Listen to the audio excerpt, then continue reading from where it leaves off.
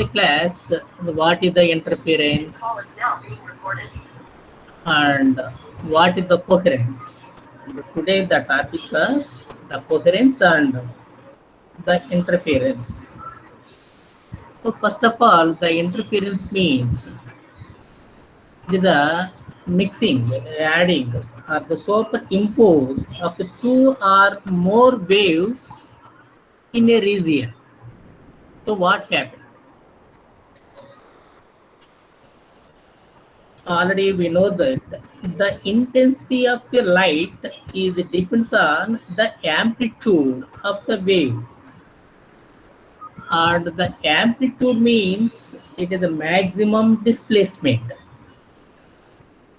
and the wave is expressed by the mathematical expression like y is equal to a sine theta or a sine omega t and a sine omega t plus or minus phi.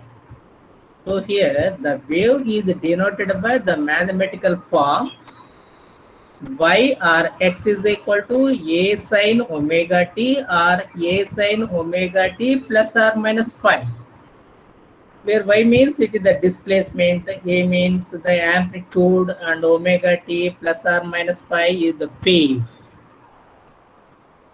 So here the amplitude is the A, then the intensity of the light is directly proportional to the square of the amplitude. So the intensity is depends on the amplitude by I proportional to A square. That means the intensity is directly proportional to the square of the amplitude. So the amplitude increases when the amplitude increases, the intensity also increases. So here, suppose there are the two waves with the amplitudes A1 and A2. Then the intensity due to the first wave is I proportional to A1 square, or I1 proportional to A1 square. In the same way, due to the second wave, the intensity I2 is directly proportional to A2 square. So suppose these two waves are added or superimposed, the resultant intensity I is different from I1 and I2 also. So here in certain regions the intensity increases, and at other certain regions the intensity decreases. Where the intensity is increased, when the interference takes place, like the constructive. Constructive means the light wave means it is the transverse wave. It is the combination or the alternately crust and trough. Alternately crust and trough. And there are the two waves and they are overlapped such that the crust of the one wave is falls on the crust of the other wave, or the trough of the first wave falls on the trough of the second wave. That means both are in same direction, the same phase. Then the resultant amplitude is the sum of the individual amplitudes. That means individual amplitudes means they are denoted by A1 and A2. So the resultant amplitude A is equal to A1 plus A2. Then the resultant intensity is directly proportional to A1 plus A2 whole square. So A1 plus A2 whole square means the intensity increase, the amplitude is increased. It is higher than the A1 square and A2 square. So the intensity increases, hence we get the maximum intensity. In other cases, in other certain regions, the destructive interference takes place where the two waves are added such that The crest of the one wave falls on the trough of the second, and at the same time, the trough of the first wave falls on the crest of the second wave. That means both amplitudes are cancelled. So the resultant amplitude is difference between the two individual amplitudes. So difference. That means the resultant amplitude A is equal to A1 minus A2. So the resultant intensity I proportional to A1 minus A2 whole square. So A1 minus A2 whole square means it is less than A1 square and also A2 square. So the resultant intensity decreases. It is the destructive interference. So there is overlapping of the two waves in a region. There is intensity changes. It is different from A1 square and A2 square. That means there is change in the intensity in the regions. That means there is a modification. The distribution of intensity due to superposition of the two waves, the phenomenon is called the interference. So the phenomenon of interference means it is the superposition of the two or more waves in a region. In this phenomenon, there is occurring the alternately bright and dark due to the maximum and the minimum intensities of light. The maximum and minimum intensities are the bright and dark regions. These are called the fringes or the bands, BANDS or FRINGES. So in this way, there is modification in the distribution of intensity due to superposition of two or more waves in a region is called the interference. So the interference is two types, constructive interference and destructive interference. In constructive interference, the intensity increase, and in destructive interference, the intensity decreases. This is the interference. కాబట్టి ఇక్కడ మనకి interference అంటే ఏం చెప్పచ్చు అంటే ఒకసారి విన్నాం, మనకి ఎప్పుడు కూడా ఇంటెన్సిటీ ఆఫ్ లైట్ అనేది డిపెండ్స్ అపాన్ ద యాంప్లిట్యూడ్. ఎట్లా అంటే intensity is directly proportional to square of the amplitude. కాబట్టి ఇక్కడ ఫర్ ఎగ్జాంపుల్ ఏ అనేది యాంప్లిట్యూడ్ అనుకున్నట్లయితే ఐ అనేది ఇంటెన్సిటీ అనుకున్నట్లయితే I proportional to A square అనేది గుర్తుపెట్టుకున్నాం. Intensity is directly proportional to square of the amplitude. ఇక్కడ ఏంటంటే మనకి టూ ఆర్ మోర్ వేవ్స్ ఒకే రీజియన్ లో కలిస్తే ఏమవుతుంది అనేది మన డిస్కషన్. ఇక్కడ two or more waves, minimum two waves తీసుకుందాం అనుకుందాం ఫర్ ఎగ్జాంపుల్. ఆ టూ వేవ్స్ యొక్క యాంప్లిట్యూడ్స్ ఏమన్నా, ఫస్ట్ వేవ్ది A1 అందాం, సెకండ్ది A2 అందాం. So consider two waves with amplitudes A1 and A2. కాబట్టి due to first wave intensity ఏమవుతుంది, I1 is directly proportional to A1 square అవుతుంది. అలాగే due to second wave intensity ఎంత అవుతుంది అంటే ఏం చెప్తాం, I2 proportional to A2 square అంటాం. కాబట్టి జస్ట్ A1 స్క్వేర్ కానీ A2 స్క్వేర్ కానీ ఈ రెండు యాడ్ అవుతే ఏమవుతాయి, ఏదైనా ఒక రీజియన్ లో రెండు ఒకదానికి ఒకటి సూపర్ ఇంపోజ్ అవుతే ఏమవుతుంది, అప్పుడు ఏమవుతుందంటే రెండు ఛాన్సులు ఉన్నాయి ఇక్కడ. ఏంటవి, యాంప్లిట్యూడ్ అనేది ఒకసారి యాడ్ అవ్వచ్చు, ఒకసారి ఆ రెండింటికి డిఫరెన్స్ ఈక్వల్ అవ్వచ్చు. యాడ్ ఎప్పుడు అవుతుంది, మనకి లైట్ వేవ్స్ కదా ఇది, ఈ లైట్ వేవ్ అంటే ట్రాన్స్వర్స్ వేవ్ అంటాం. ట్రాన్స్వర్స్ వేవ్స్ అంటే తెలుసుగా మీకు ఏంటి, vibrations are perpendicular to the direction of the wave propagation. ఆ ట్రాన్స్వర్స్ వేవ్ లో మనకి ఆల్టర్నేట్ గా ఏం ఫామ్ అవుతాయి, క్రస్టో ట్రఫ్ ఇలా ఫామ్ అవుతుంది. క్రస్ట్ అంటే పాజిటివ్ పీక్, ట్రఫ్ అంటే నెగిటివ్ పీక్. ఒక క్రస్ట్ ఒక ట్రఫ్ కలిస్తే ఒక వేవ్ అంటాం కదా, ఆ ఒక వేవ్ ఎంత లెంగ్త్ ఉందో దాన్ని వేవ్ లెంగ్త్ లాంబ్డా అంటాం. ఆ వేవ్ లెంగ్త్ దానికి ఈక్వలెంట్ ఏంటంటే ఫేజ్ అనేది ఏమో 2π రేడియన్స్ అంటాను. ఆ వేవ్ లెంగ్త్ ట్రావెల్ చేయడానికి పట్టే టైం ఏమో టైం పీరియడ్ క్యాపిటల్ T అంటాం. ఇది మీరు గుర్తుపెట్టుకోవాలి, లెంగ్త్ కి, టైం పీరియడ్ కి, ఫేజ్ కి. ఎందుకంటే ఇంటర్ఫిరెన్స్ లో ఈ మూడు అవసరం అవుతాయి. ఇది వేవ్ లెంగ్త్ కి, టైం పీరియడ్కి ఫేజ్కి. ఈ మూడింటి మధ్య రిలేషన్ ఏంటి? లెంగ్త్. ఒకటేమో లెంగ్త్, ఇంకోటేమో టైము, ఇంకోటేమో యాంగిల్ ఫేజ్. ఈ మూడింటికి రిలేషన్ ఏంటి? ల్యాండా అనేది ఏమో లెంగ్త్. ఆ లెంగ్త్ అనేది ఎంత టైంలో అది ట్రావెల్ చేసిన దూరం, ఏదో కొంత టైం ఉంటుంది కదా, ఆ టైంనే మన టైం పీరియడ్ అన్నది. So capital T is equivalent to the wave length ల్యాండా. కాబట్టి ఆ వేవ్ లెంగ్త్ ల్యాండాలో అది ఎంత యాంగిల్ కవర్ చేస్తుంది? 2π రేడియన్స్. కాబట్టి 360 degrees. కాబట్టి capital T is equivalent to lambda. ల్యాండా ఈక్వలెంట్ టు 2π రేడియన్స్. అది గుర్తుపెట్టుకున్నాం. ఏంటిది? క్యాపిటల్ టీ అంటే time period. Capital T is equivalent to lambda. ల్యాండా ఈక్వలెంట్ టు 2π. ఇక్కడ t/2 అన్నాం అనుకో, అంటే half of the time period. అప్పుడు వేవ్ లెంగ్త్ ఎంత అవుద్ది? λ/2 అవుద్ది. అప్పుడు ఫేజ్ ఎంత అవుద్ది? ల్యాండాకి 2π అన్నాం కాబట్టి λ/2కి ఏమవుద్ది? 5 రేడియన్స్ అన్నాం, లేకపోతే 180 degrees. ఇది రిలేషన్ దేనికి? వేటి మధ్య?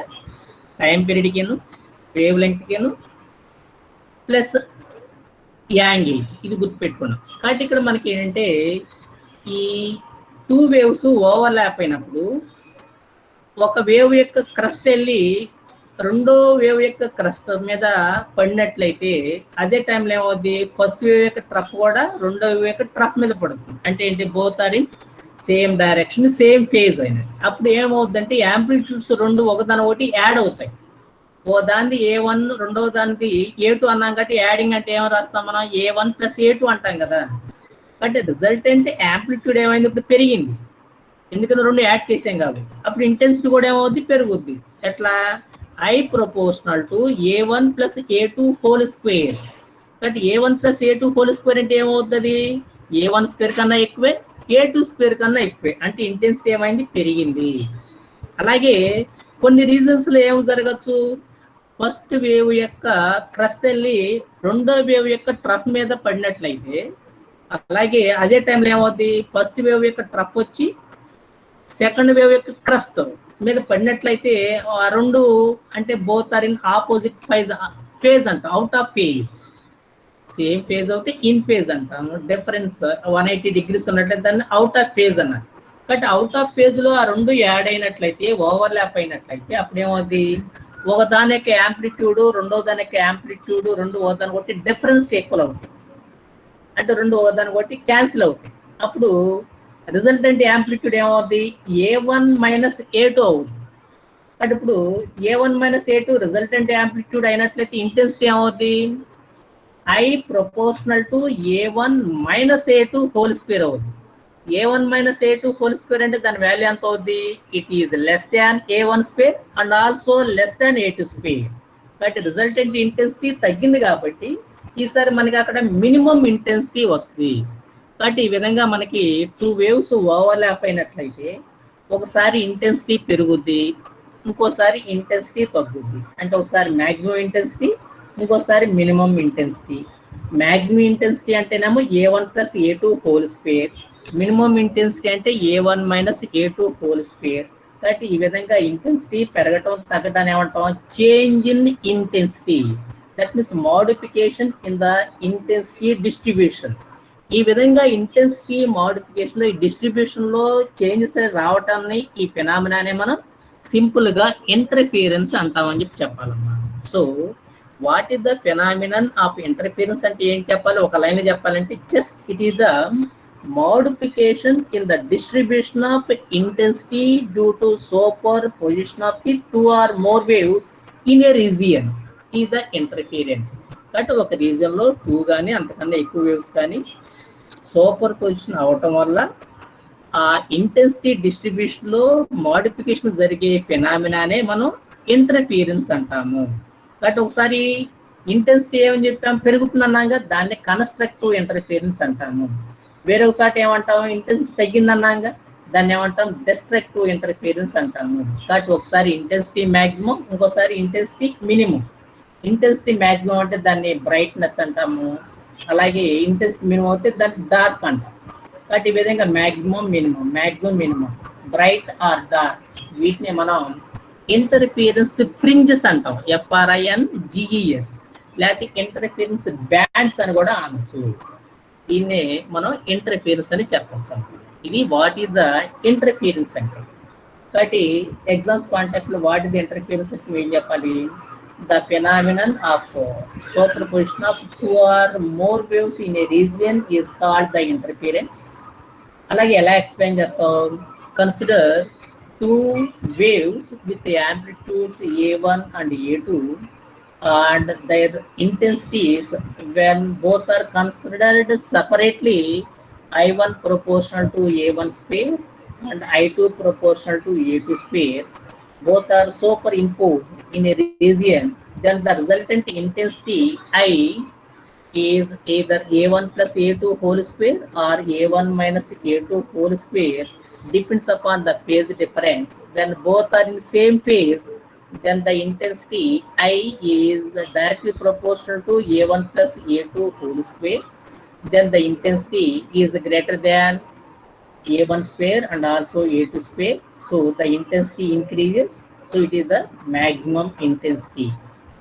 And in certain regions, the intensity decreases because of the out of phase. Then the resultant intensity is directly proportional to A1 minus A2 whole square. So the resultant intensity is less than either A1 square and or A2 square. So the intensity decreases. So the minimum intensity is attained.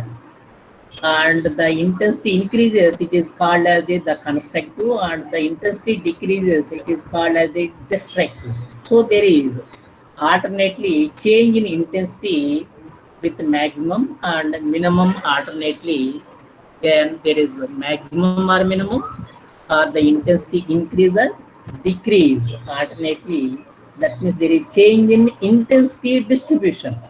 So this modification in the distribution of intensity due to overlapping or due to superposition of the two or more waves in a region is called the interference.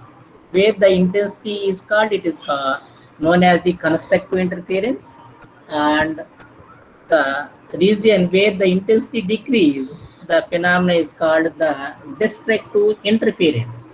So there is alternately the maximum minimum intensities are attained. These are called the interference fringes or interference bands అని చెప్పి అన్నానమ్మా.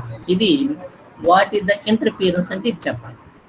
తర్వాత ఈ interference fringes form అవ్వాలంటే ఈ phenomena అన్నది మనం study చేయాలంటే కొన్ని కండిషన్ ఫిల్ చేయాలమ్మా. కండిషన్స్ కానీ తర్వాత ఆ కండిషన్లో మనకి ఏంటంటే ఫస్ట్ పాయింట్ అనేది కోకరెన్స్ అనేది వస్తుంది. సో వాట్ ఈస్ ద కోకరెన్స్ అంటే ఏం చెప్పాలి?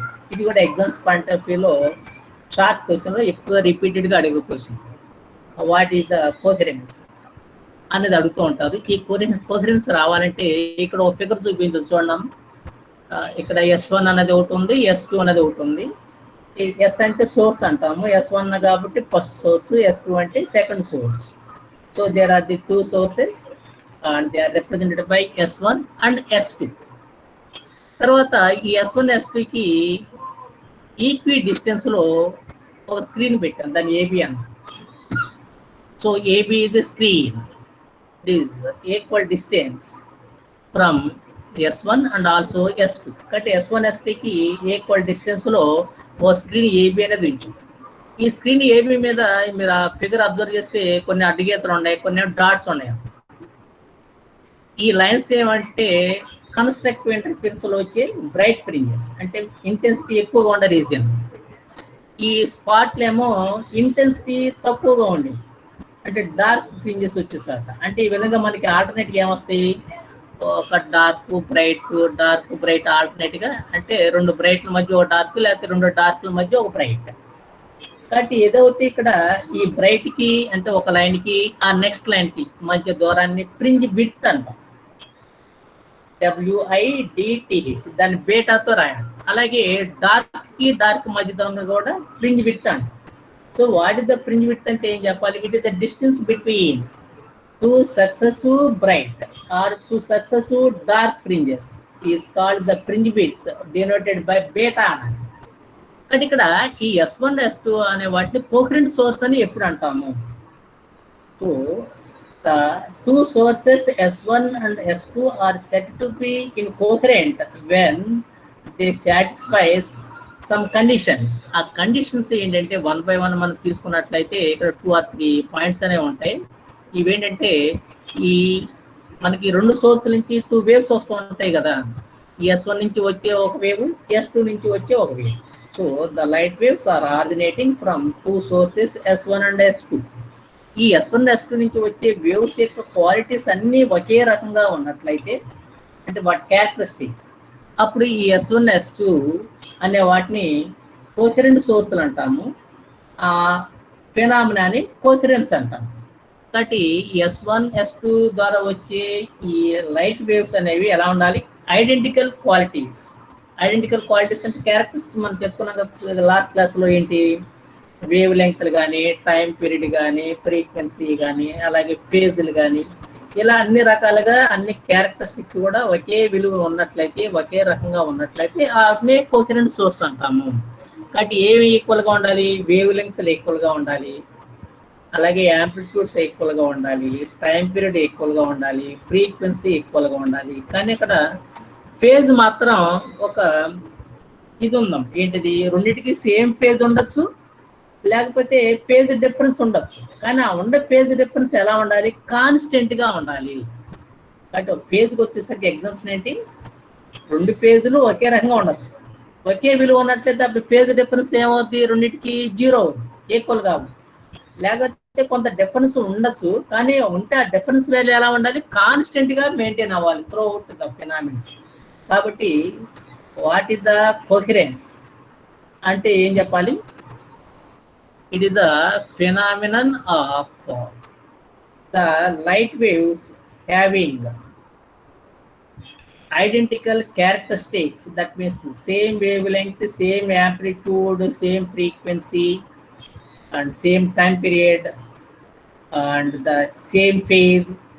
That means the phase difference is 0 or the phase difference is constant. Then we can say that the two sources S1 and S2 are said to be incoherent and the phenomenon is known as the coherence అని చెప్పేసి చెప్పచ్చు అన్నమాట. కాబట్టి S1 S2 ని coherent source ఎప్పుడంట? S1 నుంచి వచ్చే wave, S2 నుంచి వచ్చే వేవ్ ఫ్రీక్వెన్సీ ఎలా ఉండాలి? సేమ్ ఫ్రీక్వెన్సీ ఉండాలి, అలాగే సేమ్ వేవ్ లెంగ్త్ ఉండాలి.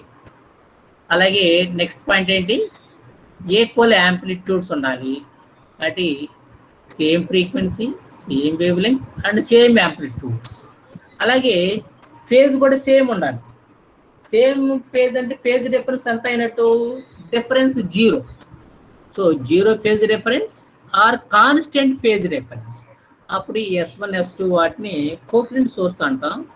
ఆ ఫినామినాని మన కోహరెన్స్ అంటాం. So the two sources of light emitting are known as are said to be incoherent when both are emitting the waves with the same amplitude, same wavelength, and having 0 phase difference or constant phase difference. Then they are the coherent sources and the phenomena is called the coherence. ఇది what is the coherence అంటే చెప్తాం. కాబట్టి coherence అంటే ఏం చెప్తాం? Coherence అన్నా లేకపోతే రెండు సోర్సులు కోహరెంట్లో ఉన్నాయన్నా కూడా సేమ్ ఎక్స్ప్లెనేషన్. దీనికి మనం చెప్పాల్సిన ఏంటి? S1 S2 అనే రెండు డిఫరెంట్ సోర్సెస్లు. S1 S2 అనేవి ఈ రెండింటిని కోహరెంట్ సోర్సులను ఎప్పుడు అంటామంటే S1 నుంచి వచ్చే వేవ్స్ యొక్క క్యారెక్టరిస్టిక్స్, S2 నుంచి వచ్చే వేవ్ యొక్క క్యారెక్టరిస్టిక్స్ అన్నీ ఒకే రకంగా ఉండాలి. Same wavelength, same amplitude, same frequency, అలాగే ఫేజ్ డిఫరెన్స్ అనేది వాటి మధ్య 0 అన్నా ఉండాలి, అప్పుడు లేకపోతే కాన్స్టెంట్గా ఉండాలి. అప్పుడు ఆ రెండు సోర్సుల్ని కోహరెంట్ సోర్సులు అంటాము. ఆ ఫినామినాని కోహరెన్స్ అంటాము అని చెప్పాలి. సో వాటిది కోహరెన్స్ అంటే ఏం చెప్పాలి ఒకసారి చూడండి. So the phenomenon of the coherence means two sources which are emitting the light waves with identical characteristics. That means the waves having same amplitude, same wavelength, 0 phase difference or the constant phase difference. Then we can say that the two sources are in coherent and the phenomenon is known as the coherence అని చెప్పి చెప్పాలి. దీనికి explanation ఏం చేస్తాము? Consider two sources S1 S2 both are emits the waves and suppose the waves with the same amplitude and the same wavelength and the same frequency and zero phase difference or the constant phase difference, then S1 and S2 are in coherent and S1 S2 sources having the coherent sources and the phenomenon is called as the coherence అని చెప్పి చెప్పచ్చు. కానీ ఇక్కడ మీరు గుర్తుపెట్టుకోవాల్సింది ఏంటంటే ఏదైనా సరే రెండు సోర్సులు డిఫరెంట్ సోర్సులు ఉన్నట్లయితే ఇక్కడ S1 అనేది ఒక సోర్స్, S2 అనేది ఒక సోర్స్ అన్నాక, కాబట్టి ఈ రెండు సోర్సులకి వచ్చే వేవ్స్ అనేవి ఒకే విలువలు ఉన్నట్లయితే కోహరెంట్ అంటాం కదా. రెండు డిఫరెంట్ సోర్సులు ఎప్పుడు కూడా కోహరెంట్ సోర్సులు కావు, అది గుర్తుపెట్టుకోవాలి. So different sources are not at all the coherent sources because even both are having the same wavelength and the same amplitude, there is no chance having equal phase. ఎందుకంటే రెండు different సోర్సులు ఎప్పుడు కూడా coherent సోర్సులు కావు. ఎందుకనంటే వాటి నుంచి వచ్చే వేవ్స్కి same amplitude same wavelength ఉన్నప్పటికీ ఈ ఫేజ్ అనేది చేంజ్ అయిపోతుంటాం. ఎందుకంటే రెండు డిఫరెంట్ సోర్సులకి ఫేజ్ డిఫరెన్స్ అనేది కాన్స్టెంట్గా ఉండదు, చేంజ్ అవుతూ ఉంటుంది. అందువల్ల డిఫరెంట్ సోర్సులు ఎప్పటికీ కోహరెంట్ సోర్సులు కావు. మరి మనకి ఇంటర్ఫరెన్స్ ఫ్రింజెస్ రావాలంటే ఫస్ట్ కండిషన్ ఏంటి? కోహరెంట్ సోర్స్ అవ్వాలి. అందువల్ల ఏంటంటే మనం ఎప్పుడు కూడా వేరు వేరు సోర్సుల్ని మనం తీసుకో ఇంటర్ఫరెన్స్ ఫ్రింజెస్ స్టడీ చేయాలంటే ఒకే సోర్స్ తీసుకుంటాం. ఒకే సోర్స్ ఎస్ అన్నాం అనుకో, ఆ సోర్స్ నుంచి ఏమొస్తాయి? మనకి లైట్ వేవ్స్ వస్తాయి. దానికి మనకి నాన్ ట్రాన్స్పరెంట్ లైక్ ప్యాడ్. ఇప్పుడు ఏంటంటే లైట్ వేవ్స్ అనేవి పోకుండా ఉన్నాయి అనుకో, దాన్ని నాన్ ట్రాన్స్పరెంట్ అంటాంగా. ఏదో అట్ట ముక్క లాంటివి. ఒక అట్ట తీసుకున్నట్లయితే నాన్ ట్రాన్స్పరెంట్ కాబట్టి దాని గుండా లైట్ పాస్ కాదు కాబట్టి దానికి రెండు నేరో హోల్స్, పిన్ హోల్స్ అంటాం, PIN, pin holes, HOLES, pin holes. అంటే మనకి గుండు సూదితో పాటు రెండు సన్నటి రంధ్రాలు చేసాం అనుకున్నాం. దాని ముందు బల్బు లాంటిది ఏదైనా సోర్స్ పెట్టామనుకో, లైట్ సోర్స్, అప్పుడు ఆ నేరో హోల్ గుండా ఏమొస్తాయి? లైట్ వేవ్స్ వస్తాయి కదా. మనం ఎన్ని హోల్స్ చేసాము? 2 హోల్స్ చేసాం. ఆ 2 హోల్స్ గుండా ఏమొస్తాయి? ఆ లైట్ రేస్ అనేవి పాస్ అవుతాయి కదా, ఎస్ నుంచి వచ్చాయి. కాబట్టి ఒక హోల్ నేమో S1 అంటాము, రెండో హోల్ నేమో S2 అంటాము. So S1 S2 both are acts as the coherent sources.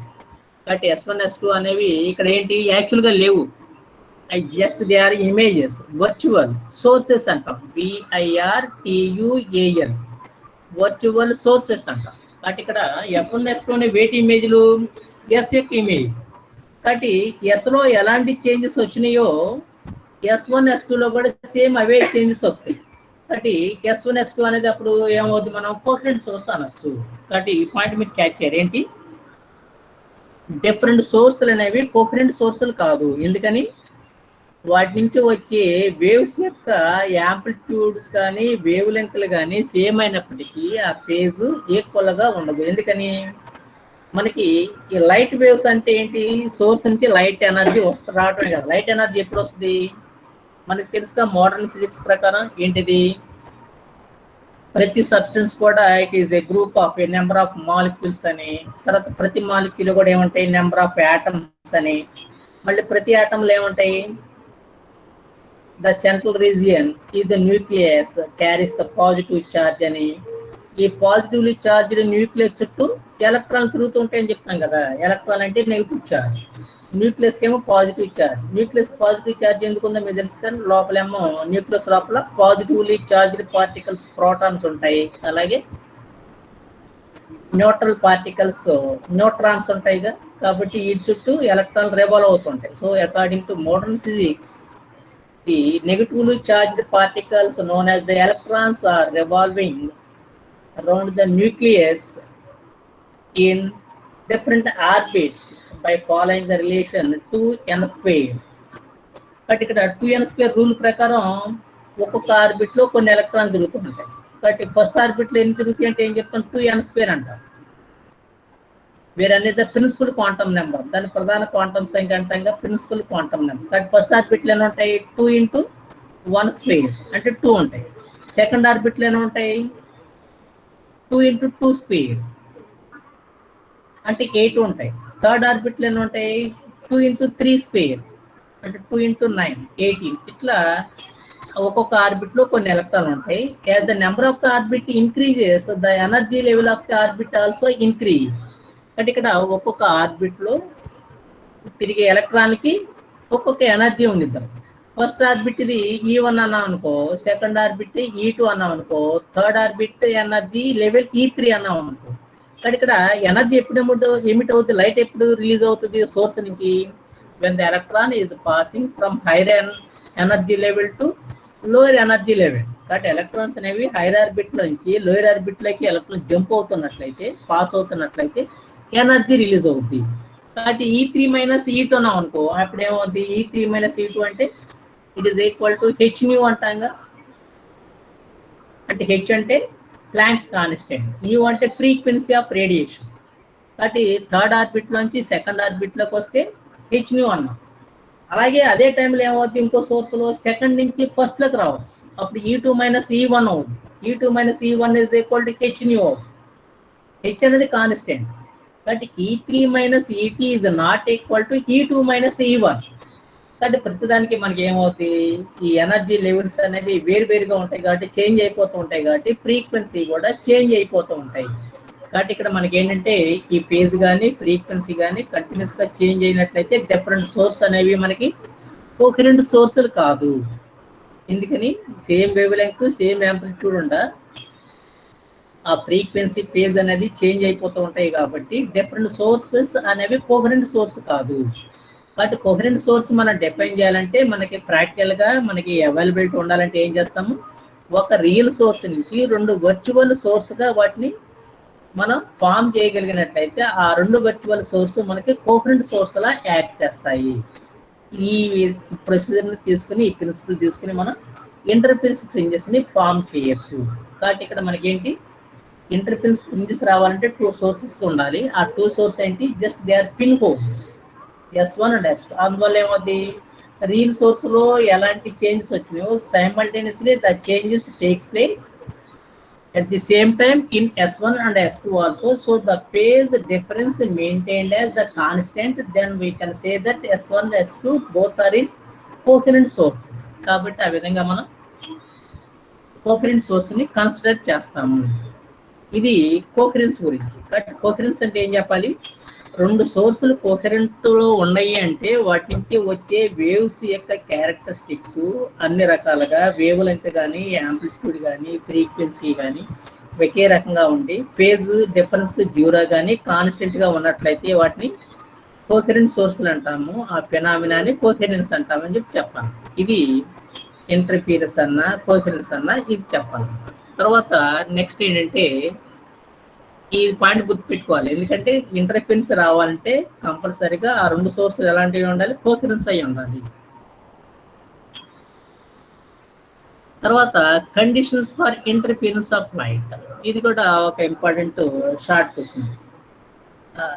Right or what are the conditions are required to form the interference fringes. అంటే ఇక్కడ మనకి ఏంటంటే ఇంటర్ఫరెన్స్ ఫ్రింజెస్ రావాలంటే ఇక్కడ మనం 3 స్టెప్స్గా డివైడ్ చేసాం. So to get the better or permanent and stationary interference fringes, then there is a need these 3 parts, and the first one is stated as the condition for sustained interference, and in the second part conditions for observation of the fringes, and the last one the condition for the good contrast between the maximum and minimum intensities at the bright and dark fringes. అది 1 by 1 మనం చూసినట్లయితే ఇక్కడ మనం ఏంటంటే interference fringes good quality, good contrast and for better observation. అసలు ఈ conditions, ఈ interference fringe form అవ్వాలంటే కావాల్సిన కండిషన్స్ని 3 పార్ట్గా డివైడ్ చేసాము. ఇందులో ఫస్ట్ పార్ట్ అనేది సస్టైన్డ్ ఇంటర్ఫిరెన్స్. అసలు ఇంటర్ఫిరెన్స్ ఫ్రింజెస్ ఫామ్ అవ్వాలంటే కావాల్సిన కండిషన్ అనేది ఈ ఫస్ట్ పార్ట్లో ఇచ్చాము. అందులో మీరు చూసినట్టు ఇక్కడ ఈ స్లైడ్లో 2 పాయింట్స్ ఇచ్చాము. అందులో ఫస్ట్ ఏంటిది, ఇంటర్ఫిరెన్స్ ఫ్రింజెస్ రావాలంటే మినిమం 2 సోర్స్ కావాలన్నా ఆ 2 సోర్స్ ఎలా ఉండాలి, కోహరెంట్ సోర్స్ అయి ఉండాలి. కాబట్టి కోహరెంట్ అంటే తెలుసుగా మీకు ఎలా ఉండాలి, ఆ 2 సోర్స్ నుంచి వచ్చే వేవ్స్ కి ఉండే క్యారెక్టరిస్టిక్స్ అన్ని కూడా ఒకే రకంగా ఉండాలి. So the 2 sources should be coherent. That means the waves should vibrate in the same phase and the zero phase difference or the constant phase difference between them. అంటే ఇక్కడ యాక్చువల్గా మనం ఏం చెప్పామంటే according to Young's double slit experiment, the resultant intensity I is equal to A1 square plus A2 square plus 2A1 A2 cos phi అంటాం. ఇక్కడ మనకి ఏంటంటే suppose both are in same phase అయినట్లయితే అప్పుడు ఏమంటాం మనం, A1 sin ఒమేగా టీ ఒక wave అన్నాం అనుకో, అలాగే రెండో వేవ్ ఏమవుతుంది A2 sin ఒమేగా టీ. అంటే ఫస్ట్ వేవ్ ఒమేగా టీని, సెకండ్ వేవ్ ఒమేగా టీని ఫేజ్. అప్పుడు రిజల్టెంట్ ఇంటెన్సిటీ ఏమవుతుంది, I is equal to A1 plus A2 whole square or A1 minus A2 whole square. లేదు ఆ 2 వేవ్స్ మనం మ్యాథమెటికల్గా ఎలా చూపిస్తున్నా, Y is equal to A sin omega t ఒకటి అన్నాం అనుకో, లేకపోతే A1 sin omega t. Second wave అనేది A2 sin omega t plus phi అన్నాం అనుకో, అంటే ఫేజ్ డిఫరెన్స్ ఎంత ఉంది, అది పై ఉంది అక్కడ. మొదటి వేవ్దేమో ఒమేగా టీ, రెండో వేవ్దేమో ఒమేగా టీ ప్లస్ ఫై. కాబట్టి డిఫరెన్స్ ఉందో వాటి మధ్య ఫేజ్ ఫై. ఆ ఫై అనేది ఎలా ఉండాలి, కాన్స్టెంట్ గా మెయింటైన్ అవుతూ ఉండాలి.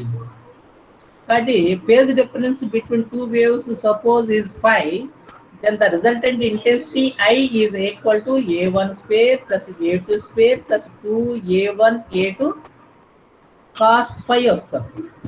కానీ ఇక్కడ మీరు పాయింట్ గుర్తుపెట్టుకోవాలి, ఏంటిది ఇంటెన్సిటీ అనేది 2 waves మిక్స్ అయినట్టు మనం ఏం చెప్పాం, మ్యాక్సిమానికి A1 plus A2 whole square అన్నాం. అంటే దాన్ని ఎక్స్పాండ్ చేస్తే ఏమవుతుంది, A plus B whole square లాగా A square plus B square plus 2AB అంటాం కదా. కాబట్టి ఇక్కడ B plus లో A2 అంటున్నాం. కాబట్టి A1 plus A2 whole square అంటే ఏ రాయొచ్చు, A1 square plus A2 square plus 2A1 A2 వస్తుంది. కానీ ఫేజ్ డిఫరెన్స్ వాటి మధ్య 5 ఉన్నట్లయితే మొదటి వేవ్ని ఎలా చూపించాలి, A1 sin ఒమేగా టీ. అలాగే రెండోది ఏంటిది, A2 sin omega t plus 5. అప్పుడు I ఫార్మ్ ఏమవుతుందంటే A1 square plus A2 square plus 2A1 A2 cos phi. కానీ ఇక్కడ I అనేది కాన్స్టెంట్ గా ఉండాలంటే, వేరీ అవ్వకుండా ఉండాలంటే మనకి ఎలా ఉండాలంటే ఇంటర్ఫిరెన్స్ ఫ్రింజెస్ అనేది మనకి ఆ స్టేషనరీగా పర్మనెంట్గా ఫార్మ్ అవ్వాలంటే I అనేది చేంజ్ అవ్వకూడదు. చేంజ్ అవ్వకుండా మ్యాక్సిమం ఇంటెన్సిటీగానే ఉండాలి, మినిమం ఇంటెన్సిటీగా ఉండాలి ఆ పాయింట్స్ దగ్గర, ఆ రీజన్స్ దగ్గర. అంతేగాని మనం అబ్జర్వ్ చేసేలోగానే మ్యాక్సిమం మ్యాక్సిమం ఏ విధంగా కంటిన్యూగా చేంజ్ అయినట్లయితే మన ఫ్రింజెస్ని అబ్జర్వ్ చేయలేము. కాబట్టి ఆ విధంగా ఉండాలంటే ఫేజ్ డిఫరెన్స్ అనేది ఎలా ఉండాలి, 0 అన్నా ఉండాలి, లేకపోతే కాన్స్టెంట్గానే ఉండాలి. ఆ ఫేజ్ డిఫరెన్స్ చేంజ్ అవుతున్నట్లయితే ఏమవుతుంది, కాన్స్టెంట్గా లేకుండా మనకి ఆల్టర్నేట్గా సేమ్ పాయింటే మ్యాక్సిమం మినిమం చేంజ్ అయిపోతుంటుంది. కాబట్టి ఫ్రింజెస్ అనేవి ఫామ్ కావు. కాబట్టి ఫ్రింజెస్ ఫామ్ అవ్వాలంటే కంపల్సరీగా ఏమి ఉండాలి, కోహరెంట్ అయి ఉండాలి. అదే ఫస్ట్ పాయింట్ చెప్పాం. So the 2 sources should be coherent. Coherent అంటే మనం చెప్పుకున్నాం ఏంటిది, same wavelength, same amplitude and 0 phase difference are constant phase difference. తర్వాత ఇది సెకండ్ పాయింట్. ఏం చెప్పుకున్నాం ఇక్కడ, కంటిన్యూస్ వేవ్స్ ఎమిట్ చేస్తూ ఉండాలి. So without break the 2 sources emits the waves continuously with same wavelength and same time period.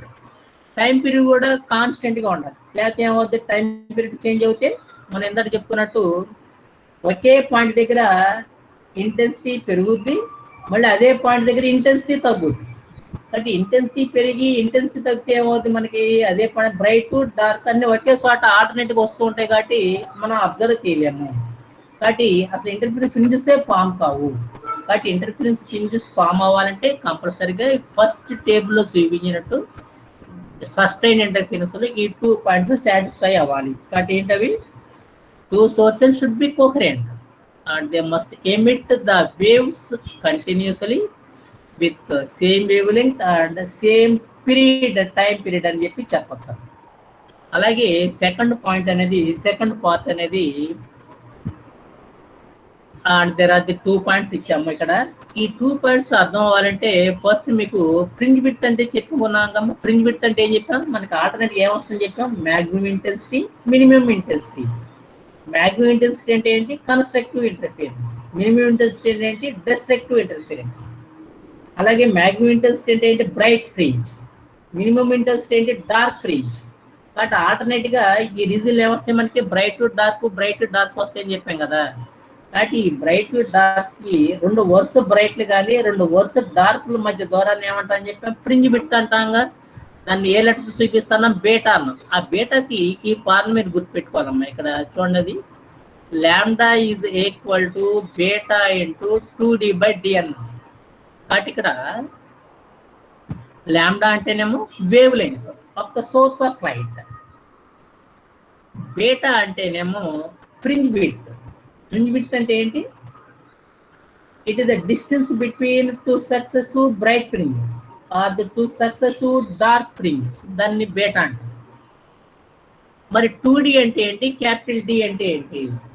కాబట్టి ఈ 2D అన్నా డి అన్నా కావాలంటే మళ్ళీ మనం ఈ ఫిగర్ దగ్గరికి వెళ్తే మీకు ఈజీగా అర్థమవుతుంది. మనకి ఇంటర్ఫరెన్స్ ఫ్రింజెస్ కావాలి, ఇంటర్ఫరెన్స్ ఫినామినా కావాలంటే ఎన్ని సోర్స్ కావాలంటే 2 సోర్స్ అన్నాగా. ఓ దానికి ఏం పేరు పెట్టాం, S1, ఇంకోటి S2. ఈ S1 S2 మధ్య దూరాన్ని 2D అనాలమ్మా. కాబట్టి 2 into D, 2 Dలు వస్తాయి ఇక్కడ. కాబట్టి ఒకటి స్మాల్ డి, ఒకటి క్యాపిటల్ డి.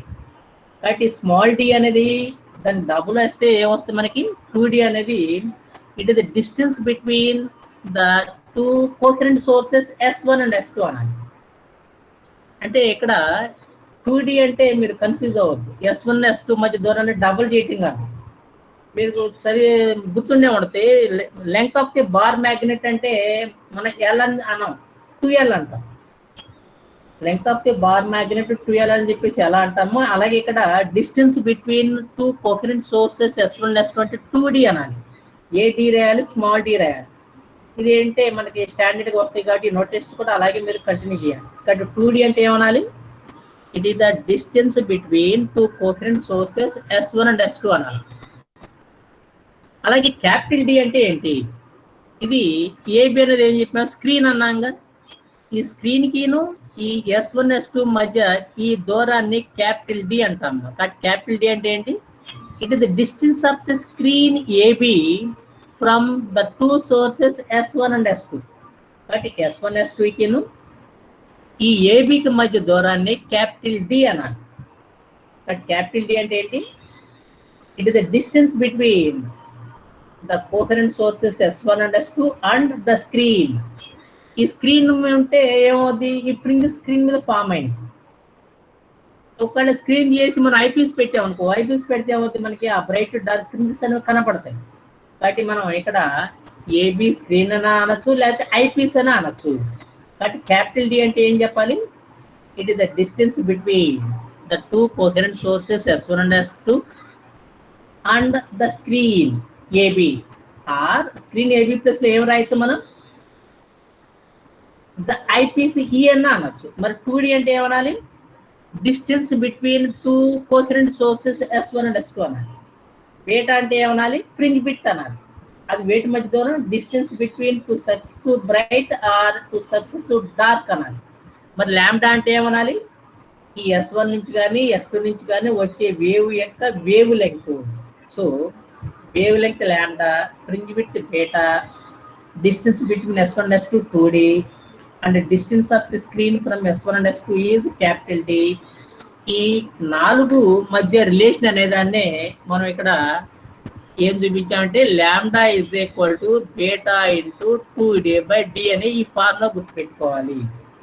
కాబట్టి బేటాకి, లాంబ్డాకి, 2Dకి, క్యాపిటల్ డికి మధ్య రిలేషన్ ఏంటి, lambda is equal to beta into 2D/d. ఇక్కడ లాంబ్డా అంటే wavelength of the source of light, beta అంటే ఫ్రింజ్ విడ్త్, 2D అంటే distance between S1 and S2, capital D అంటే distance of the screen or distance of the eyepiece from two coherent sources S1 and S2. ఇవి కొన్ని conditions. మన next క్లాస్లో condition for interference of light అనేది complete చేద్దాము. కాబట్టి ఈరోజు క్లాస్లో మనం నేర్చుకునేది ఏంటంటే కోహరెన్స్ అంటే ఏంటి, అలాగే ఇంటర్ఫిరెన్స్ అంటే ఏంటి, ఇంటర్ఫిరెన్స్ ఎన్ని రకాలు, కన్స్ట్రక్టివ్, డిస్ట్రక్టివ్, అసలు ఇంటర్ఫిరెన్స్ అంటే ఇంటెన్సిటీ అనేది చేంజ్ అవుతుంది. ఈ modification of distribution of intensity మనం ఇంటర్ఫిరెన్స్ అంటామని చెప్పి నేర్చుకున్నాం. ఇది మనం ఈ క్లాస్లో నేర్చుకున్నదాం. Thank you. ఏమైనా డౌట్స్ ఉంటే థ్యాంక్ యూ. ఏమ్మా ఏమైనా డౌట్స్ ఉన్నాయా ఈ క్లాస్లో చెప్పన్నాం. ఏమైనా డౌట్స్ ఉంటే. హలో స్టూడెంట్స్, ఏమ్మా అందరూ